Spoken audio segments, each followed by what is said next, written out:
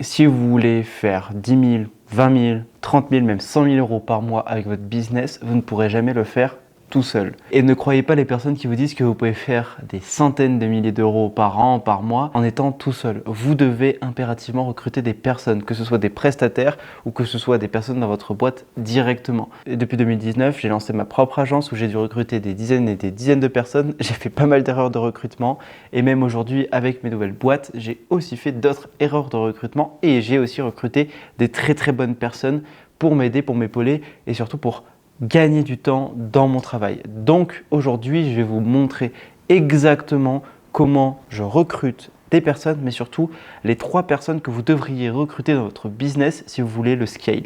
Si vous voulez faire 20 000, 30 000 euros par mois d'ici 3-4 mois avec votre business, vous devez impérativement recruter. Et par où commencer? Qui c'est qu'il faudrait recruter en premier? On va regarder ça en détail pour voir vraiment qui vous devriez recruter, comment vous devriez le recruter et qu'est-ce que vous devriez rechercher de telle ou telle personne lors du recrutement. Donc déjà, j'aimerais bien voir avec vous 3 stades dans une entreprise. C'est les 3 stades que vous allez avoir dans votre business. Déjà, le premier stade évident, c'est ce qu'on pourrait appeler le stade de solopreneur. Le stade de solopreneur, c'est quand vous êtes tout seul dans votre boîte. Vous avez peut-être quelques freelances qui font quelques tâches répétitives mais sans valeur ajoutée. Vous devez avoir peut-être un freelance qui s'occupe de vos factures, qui s'occupe un peu de votre calendrier, etc. Vous n'avez pas grand-chose, vous n'avez pas une structure claire. Vous pouvez peut-être aussi, si vous êtes une agence, avoir un freelance qui vous aide peut-être à, je sais pas moi, développer l'email, faire les emails, etc. ou faire la publicité de vos clients, mais sans plus. Vous avez délégué ça à quelqu'un pour qu'il s'en occupe parce que vous n'avez pas trop le temps. Après, ensuite, vous allez passer au stade 2 qu'on va appeler stade d'entrepreneur. À ce moment-là, vous allez avoir une équipe qui se construit doucement avec des pôles qui commencent à être beaucoup plus définis. Vous commencez à avoir des prestataires qui soient salariés ou freelance, beaucoup plus engagés dans les résultats de l'entreprise. À ce moment-là, en fait, quand vous êtes au stade d'entrepreneur, c'est généralement le stade où vous êtes entre 10 et 20 000 euros par mois. À ce moment-là, vous allez avoir des pôles qui commencent à se dessiner dans votre boîte. Vous allez par exemple avoir peut-être le pôle vente où vous allez avoir un commercial, des closers, des setters par exemple, qui vont commencer à vraiment s'occuper et avoir comme tâche et unique responsabilité de s'occuper de la vente pour la boîte. Vous allez peut-être avoir aussi un pôle marketing pour vous. Ce pôle marketing va être peut-être les publicités et l'email marketing qui va s'occuper d'avoir un peu plus de responsabilité pour vous aider dans la boîte. Ça, c'est aussi si vous êtes infopreneur. Si vous êtes infopreneur, vous allez peut-être avoir aussi le pôle du coup content, le pôle contenu, vu que vous allez faire du contenu organique, donc vous allez peut-être avoir un monteur, un media maker, peut-être un head of content, c'est peut-être un peu plus avancé ça, mais vous allez avoir un pôle contenu qui se dessine un peu. Et vous allez aussi avoir ce qu'on pourrait appeler le pôle livraison. Évidemment, le pôle livraison, que vous soyez une agence, ce sera un account manager, donc un chef de projet qui va gérer les différents projets des clients, ou alors media buyer, copywriter, marketeur en tout genre, qui vous allez déléguer justement les tâches de livraison, ou même des monteurs, des media makers, en fonction de l'agence que vous avez. Et si vous êtes infopreneur, vous allez peut-être avoir des coachs, 1 ou 2 coachs qui vont commencer à vous aider, peut-être un CSM, etc. Et ensuite, vous allez avoir ce qu'on va appeler le stade 3. Le stade 3 auquel moi je suis aujourd'hui, c'est le stade de chef d'entreprise. Vous allez avoir un organigramme bien défini où vous allez avoir des postes et des pôles qui sont bien placés avec plusieurs pôles d'entreprise, une équipe qui permet de gagner du temps sans se préoccuper de certains aspects. À ce moment-là, vous avez vraiment une vraie entreprise qui tourne avec des vraies personnes, des personnes qui veulent avancer vers votre mission. Vous allez voir qu'en tant que chef d'entreprise, ça peut faire un petit peu peur, mais c'est aussi assez galvanisant de se dire qu'on a des personnes qui travaillent sous nous et qui travaillent pour la vision et la mission qu'on s'est fixée pour la boîte. Donc ça, c'est pour le début. Ensuite, on va voir, mais pourquoi recruter? Créer une entreprise, c'est une aventure incroyable, mais rapidement, vous allez voir que vous ne pouvez pas tout faire tout seul. Donc, vous avez besoin de recruter pour 3 raisons principales. Déjà, déléguer. Déléguer pour pouvoir justement accélérer la croissance et éviter l'épuisement personnel. Déléguer à des personnes qui peuvent être meilleures que vous dans certains domaines. Par exemple, moi, je sais que j'ai délégué très vite la vente dans mes business parce que je ne suis pas forcément le meilleur dans tout ce qui touche à la vente. Moi, je préfère plutôt me concentrer sur l'aspect livraison de mon produit, l'aspect marketing et pas forcément la vente. Donc, c'était la première chose que j'ai déléguée. Ensuite, vous voulez accélérer la croissance. Évidemment, si vous avez 20 à 30 appels par semaine qui arrivent parce que vous voulez développer votre boîte, en fait, vous ne pouvez pas faire tous ces 20-30 appels. Vous devez trouver des closers qui vont faire les 20 appels pour vous. Pareil aussi, si vous avez une croissance sur Instagram et que vous devez citer toutes les personnes qui viennent pour ce qu'est votre infoproduit, là aussi, vous avez besoin d'accélérer la croissance. Et aussi éviter l'épuisement personnel. Parce que évidemment, en tant que chef d'entreprise, entrepreneur ou solopreneur, on a plein de responsabilités pour notre boîte. Que ce soit la responsabilité de trouver des clients, que ce soit la responsabilité de livrer ses clients pour qu'ils aient des résultats, ou que ce soit la responsabilité de accroître la boîte, accroître le développement de celle-ci. Donc, si vous voulez réussir ces tâches, vous devez déléguer certaines responsabilités à des personnes. Déléguer les responsabilités du closing à une personne pour éviter de vous prendre la tête dessus. Déléguer les responsabilités des publicités à une autre, etc. etc. En s'entourant des bonnes personnes, vous libérez du temps pour vous concentrer sur les décisions stratégiques tout en ayant des experts qui gèrent des aspects clés de votre business. C'est pour ça que c'est important de recruter. Et moi, j'aimerais quand même dire avant de parler du recrutement pourquoi j'aime pas le concept de solopreneur si vous voulez développer votre boîte. Le terme solopreneur, c'est souvent perçu comme un signe de liberté totale, mais il cache un piège, le manque de levier. Si vous faites tout vous-même, vous limitez la croissance de votre entreprise et vous risquez de stagner. Ce qui est un problème en soi parce que la stagnation dans une entreprise, c'est jamais bon signe. Vous devez toujours réfléchir à une croissance. Attention, la croissance, ça ne veut pas dire que si vous avez fait 10 000 euros ce mois-ci, vous devez faire 20 000 euros le mois prochain, donc faire x2. Croissance, ça signifie toujours se dire que l'entreprise est en amélioration constante. Amélioration des process, amélioration peut-être du produit, de l'offre high ticket, amélioration du marketing, amélioration du contenu, etc. Vous devez toujours réfléchir à améliorer certains pôles. Et quand vous êtes solopreneur, vous devez réfléchir à tout faire. Donc c'est compliqué. Et surtout aussi, quand on est solopreneur, on n'est pas le meilleur dans tout.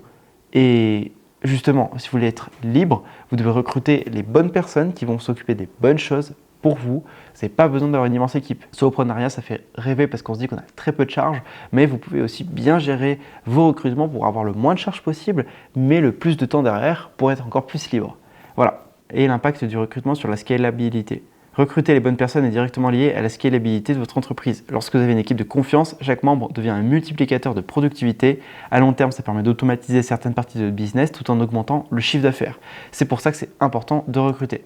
Un exemple, un closer performant peut tripler vos conversions, tandis qu'un chef de projet efficace garantit que vous pouvez accepter plus de clients sans compromettre la qualité. C'est pour ça que c'est super important d'avoir des bons recrutements et des bonnes personnes, des A-players comme on pourrait dire dans votre boîte. Parce que si vous avez un bon closer qui close mieux que vous ou aussi bien que vous si vous êtes déjà bon closer, ça veut dire que vous pouvez avoir plus de flux clients qui arrivent. Et pareil pour le chef de projet, si vous avez un très bon chef de projet qui se débrouille très bien, qui peut gérer très bien les business ou les projets clients, ou alors que vous avez un bon coach qui s'occupe de bien livrer vos clients dans votre offre et étiquette d'infoproduits, à ce moment-là, vous pouvez recruter vous pouvez avoir plus de clients, plus de revenus, plus de ventes et plus de chiffre d'affaires à la fin. Donc déjà, il faut partir des 3 grandes problématiques que vous allez avoir dans votre business. Et de ces 3 grandes problématiques vont se découler les recrutements que vous allez pouvoir faire. Déjà, l'acquisition, comment attirer des prospects qualifiés. Ensuite, la conversion, comment transformer ces prospects en clients payants. Et la livraison, comment fournir votre produit ou vos services avec une qualité exceptionnelle. Que vous soyez infopreneur ou agence, vous allez avoir ces 3 grandes problématiques. C'est quoi ces 3 grandes problématiques? Vous les connaissez bien. Acquisition, c'est tout ce qui est contenu organique, c'est tout ce qui est publicité payante, c'est tout ce qui est prospection et c'est tout ce qui est setting, acquisition organique, payante, mécanique. Donc mécanique, setting, etc. La conversion, c'est tout ce qui va être votre marketing et votre closing. Donc votre tunnel de vente, par exemple votre page de capture, votre VSL, votre calendrier de réservation d'appel iClose ou Calendly, etc.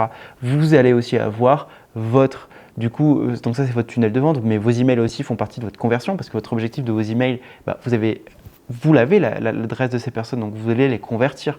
Vous allez avoir aussi donc les appels de vente, closing, etc. Et la livraison, ça va d'elle-même. Si vous êtes une agence, ça va être tout ce qui va être la livraison de votre service. Si vous êtes un infoproduit ou un coach ou un infopreneur en règle générale, donc ça va être donc que ce soit une offre high ticket ou low ticket, ça va être simplement l'espace formation, ça va être l'espacement, ça va être peut-être les appels de groupe, etc. Donc les 3 personnes essentielles à recruter. Déjà, le média buyer, copywriter ou setter. Cette personne va plutôt être responsable un petit peu de faire le pôle acquisition et peut-être un petit peu du pôle conversion. Donc cette personne, elle est capable de générer des leads, d'attirer l'attention sur votre produit ou service. Il ou elle gère les publicités, les campagnes marketing et crée du contenu pertinent pour séduire votre audience. Ce rôle est crucial car sans un flux constant de nouveaux leads, l'entreprise finit par s'épuiser.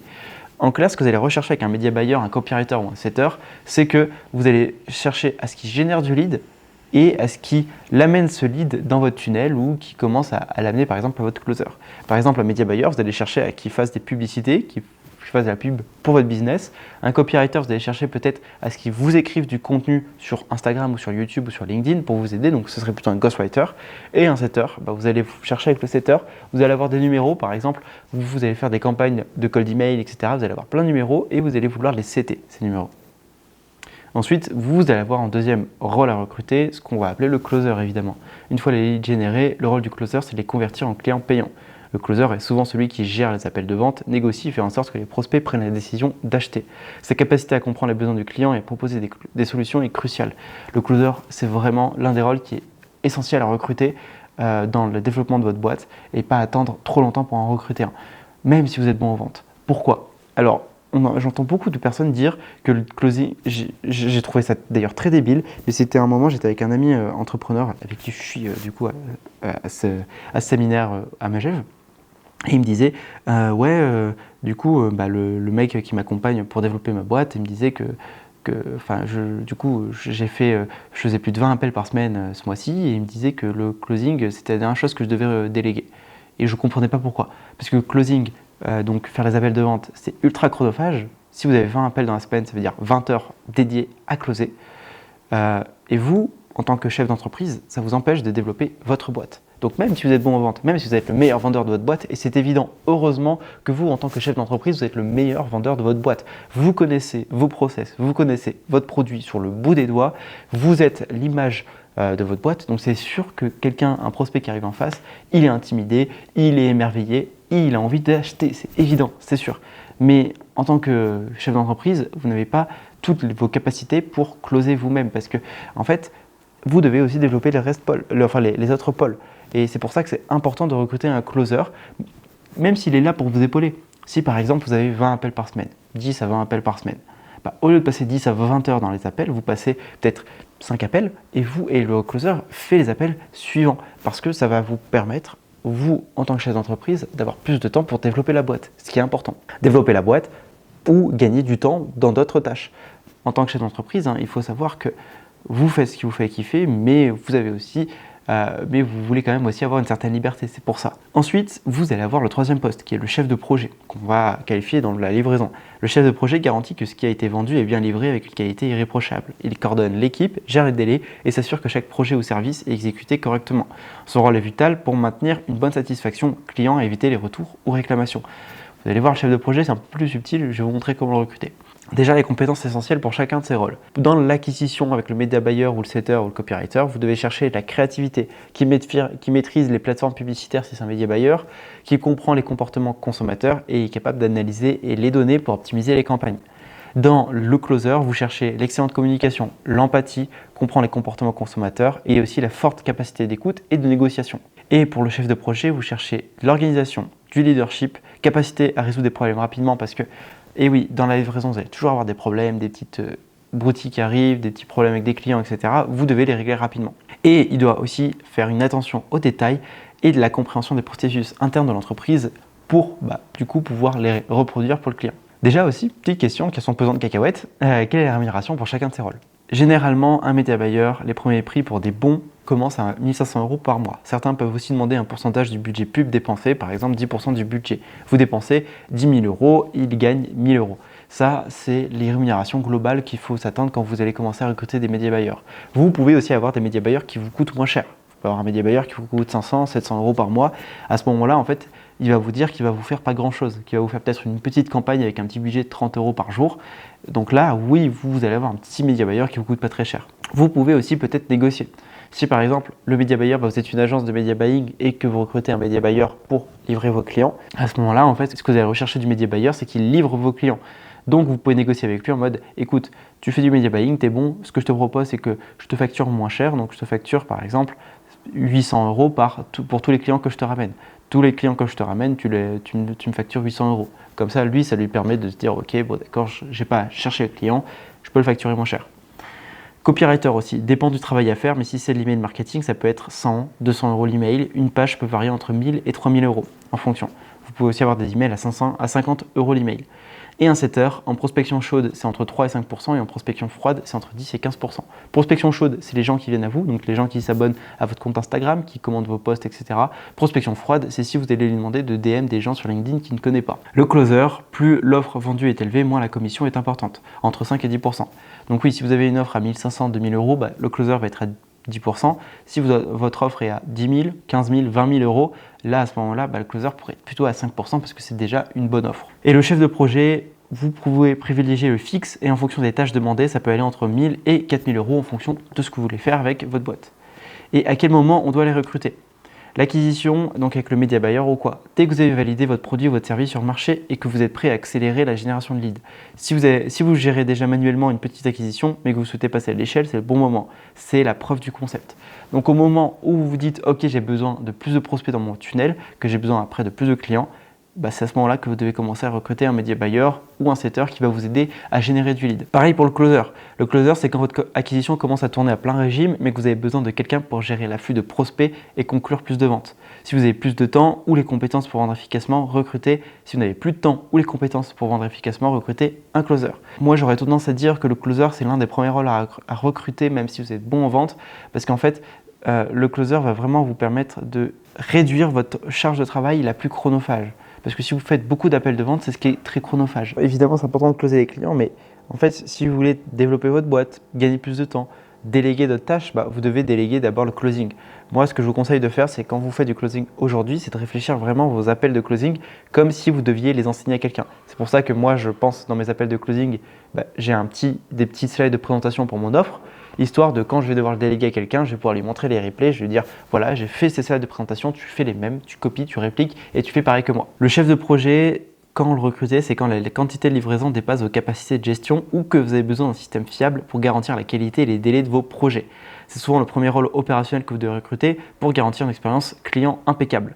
Donc ouais, si vous avez généralement, une petite entreprise peut être gérée entre 3 et 5 personnes dans votre boîte. À ce moment-là, vous allez peut-être avoir un chef de projet qui va vous aider peut-être dans les projets de vos clients et peut-être dans vos projets à vous perso, parce que ce soit les projets d'acquisition ou de conversion de votre boîte. Et vous allez avoir un closer, peut-être qui peut aussi faire setter. Le closer peut faire setter, les deux rôles vont un petit peu de pair.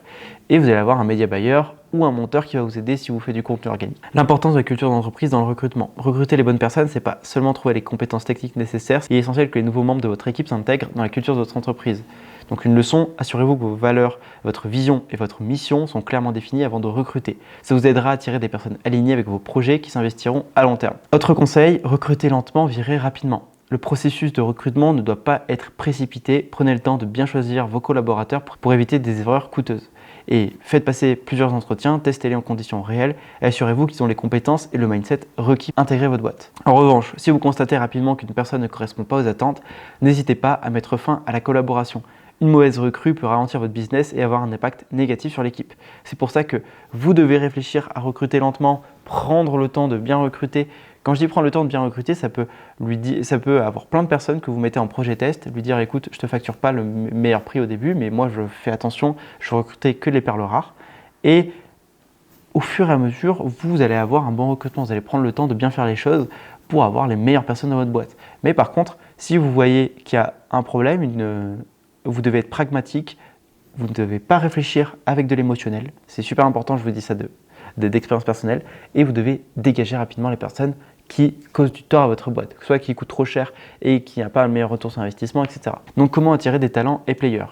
Un A-player, c'est une personne qui se démarque non seulement par ses compétences, mais aussi par son implication. Pour attirer ce type de talent, vous devez rendre votre entreprise attirante. Ça signifie offrir un environnement de travail stimulant, parce que les talents recherchent des opportunités pour grandir, apprendre et s'épanouir dans leur travail. Vous ne devez pas être fermé, vous devez leur permettre de se dire écoute, je développe ma boîte, il y a plein de choses à faire, tu peux te développer là-bas. Proposer des conditions de travail flexibles, que ce soit télétravail, des horaires flexibles ou des projets stimulants. Si vous leur faites monter que des vidéos de formation un peu chiantes, c'est sûr qu'ils ne vont pas aimer travailler avec vous. Et valoriser leurs contributions, donner du feedback, encourager l'évolution et reconnaissez leurs efforts. C'est important d'être un chef d'entreprise, un bon leader. Mais ça pourrait faire l'objet d'une autre vidéo. Délégation et confiance, la clé d'une collaboration réussie. Une fois que vous avez recruté les bonnes personnes, l'étape suivante, c'est de leur faire confiance et de déléguer efficacement. Beaucoup de chefs d'entreprise hésitent à lâcher prise par peur de perdre le contrôle. Mais en réalité, déléguer libère votre temps et permet à votre équipe d'innover et de prendre des initiatives. Donc la leçon, c'est donner à votre équipe la responsabilité de prendre des décisions et créer un environnement où l'échec est perçu comme une opportunité d'apprentissage. Faites attention à ne pas recruter par précipitation. Vous pouvez vous retrouver embaucher quelqu'un qui n'est pas un bon fit juste parce que vous ressentez la pression du business, etc. Ne pas clarifier les attentes. Si vous ne définissez pas précisément les missions et les objectifs dès le départ, ça peut mener à des incompréhensions et des déceptions. Ensuite, en dernier point, c'est de négliger la formation. L'intégration de nouveaux collaborateurs ne s'arrête pas à son recrutement. Vous devez réfléchir à faire un onboarding solide pour justement que le mec il sente bien dans votre boîte, qu'il ait toutes les informations nécessaires. Si par exemple vous avez un système de facture un peu spécial, moi je sais que mes factures, j'ai mis un process en place très simple, c'est que moi je dis les factures, en fait, votre facture du mois, je la paye le 5 du mois suivant. Donc en gros je leur dis, vous m'envoyez votre facture, par exemple on est fin novembre, vous m'envoyez votre facture, moi je la paye à partir du 5 décembre. Pourquoi? Parce que moi ça me permet d'accumuler toutes les factures du mois précédent et de les payer toutes d'un coup, parce que sinon si je dois toutes les payer au cours du mois c'est un peu chiant, un peu la flemme. Donc je mets ce process un peu défini et je le dis directement dès l'onboarding pour que la personne le sache. Maintenant, comment évaluer l'efficacité de vos recrutements? Déjà, quelques indicateurs clés à surveiller. L'amélioration des résultats.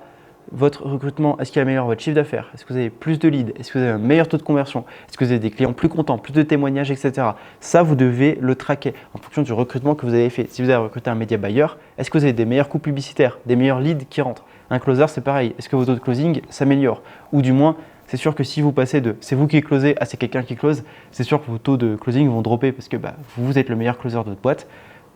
Et à ce moment-là, du coup, est-ce que les taux sont quand même acceptables? Est-ce que le jeu en vaut la chandelle? Est-ce qu'il est bien formé? Est-ce que ça fonctionne bien? Est-ce qu'il respecte les délais et la qualité de livraison de ses tâches prédéfinies? Est-ce qu'il a un niveau d'engagement et de satisfaction dans l'équipe? Et vous devez aussi récupérer le feedback, que ce soit des prospects ou des clients. Est-ce qu'ils sont satisfaits de l'expérience globale avec votre entreprise? Si par exemple vous recrutez un setter ou un closer ou un mec qui s'occupe de la livraison qui fait un peu n'importe quoi, en fait, ça se trouve vous ne le savez pas. C'est pour ça que c'est important d'avoir des petits formulaires, un petit point de feedback où des fois vous allez court-circuiter un petit peu votre boîte pour directement demander le feedback de vos prospects, de vos clients pour savoir comment ça s'est passé globalement l'appel, comment ça s'est passé globalement la livraison, pour savoir si vous avez recruté une bonne personne ou si par exemple c'est pas un bon fit. Mettez en place des KPI pour chaque rôle et suivez régulièrement leur progression. Chaque rôle doit être traqué avec des KPI et vous devez faire attention à ces KPI, c'est ça qui va vous permettre de savoir si le recrutement a une influence positive ou non dans votre boîte. Et quand ne pas recruter? C'est aussi important de savoir quand ne pas recruter. Si votre entreprise n'a pas encore validé son produit ou votre service sur le marché, donc s'il n'a pas la preuve du concept, recruter c'est prématuré et ça peut coûter trop cher. Concentrez-vous d'abord sur l'acquisition de clients et sur la stabilité financière de votre entreprise avant de commencer à embaucher à ce moment-là. Voilà, c'était tout pour cette vidéo. Si vous êtes infopreneur, coach ou agence et que vous voulez que je vous aide à recruter les bonnes personnes, à structurer votre boîte et surtout à scale votre livraison, votre conversion et votre acquisition dans votre boîte, n'hésitez pas à regarder le premier lien en description pour qu'on voit comment on peut travailler ensemble. Moi, je vous dis à la prochaine pour une future vidéo. C'était Louis. Ciao les gars.